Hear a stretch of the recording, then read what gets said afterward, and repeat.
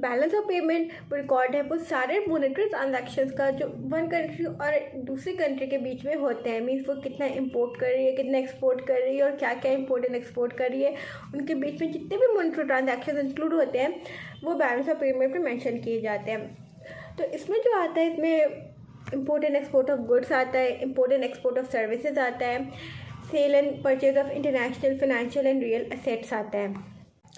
Export and import of goods में तो जो फिजिकल गुड्स होते हैं विच वी कैन, जिसे हम लोग टच कर सकते हैं, वो इंक्लूड होते हैं। और सर्विसेज में जो एक्सपोर्ट इम्पोर्ट ऑफ सर्विसेज हो रही है उसमें लाइक जैसे बैंकिंग, इंश्योरेंस, शिपिंग, ट्रांसपोर्ट, ये इंक्लूड होता है।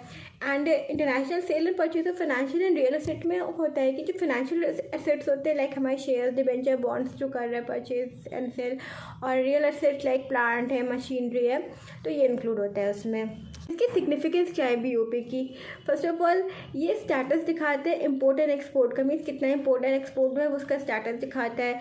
सेकेंड वन कि FDI means foreign direct investment कितना हो रहा है कंट्री में, वो दिखाता है। और ये डील करता है इंटरनेशनल बोरोइंग्स के साथ। एंड लास्ट वन ये दिखाता है और बताता है कि RBI के पास कितने फॉरेन रिजर्व्स हैं।